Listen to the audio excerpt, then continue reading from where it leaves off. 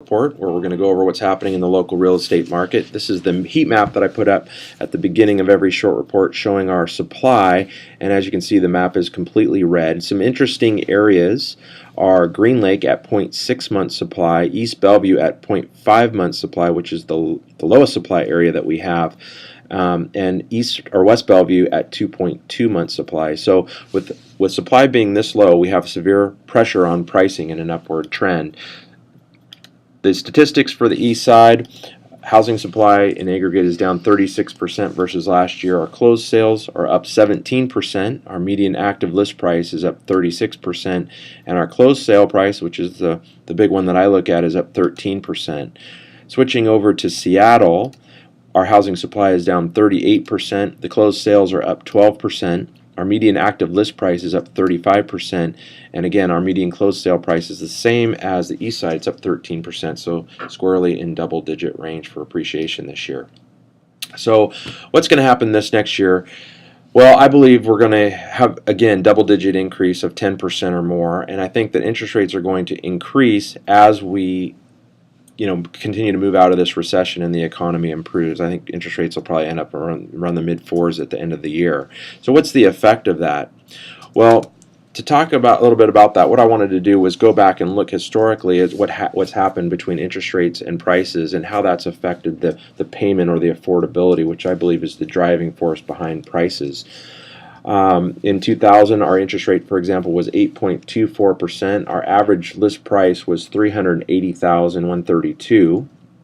That gave us a payment, for example, of $26.10 per month. So it's pretty expensive to buy in 2000. When we look at in the yellow here, in 2006, for example, the interest rate was 6.32%. The average price was $578,058, which is about the same as it is today, but our payment was $3,044. And today, if you fast forward to 2013, our interest rate at 3.5% or 3.57% and a price of $572,434, that makes our payment $1,702. So I believe that represents a severely undervalued market still in comparison historically. So again, just to reiterate, our median payment since 2000 was $23.67 per month. Today we are at $1,703.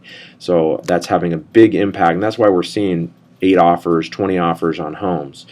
So what if interest rates were to go up to 4.5%? Well, that payment would become, if we kept prices the same, that payment would become $21.46 per month. If they went up to 5.5%, it would become $26.23 per month.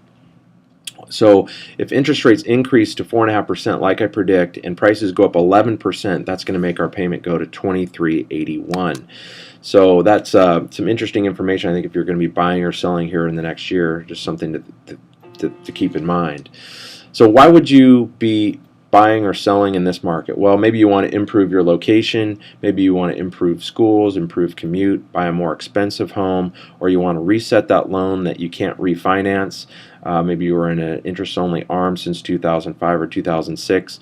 A move may be an opportunity to refinance into these low interest rates, or simply you may want to reduce your house payment. I wanted to look at this case study. This is one that I showed last month, a home that had 29 offers on it, sold for $700,000. Well, what would be the effect if this particular house went up 10% this year, like I predict?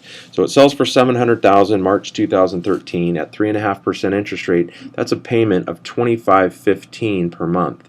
If we again take the 10% increase that I'm predicting, that home goes to $770,000 and interest rates go up to 4.5%. Well, now the payment goes to $31.21. So that's about a 24% increase in the payment. So that could have a huge effect on how your finances play out in regards to housing, and I think is a key reason why, if you're thinking of a move over the next few years, you should definitely give me a call so that we can try to give you the best information possible.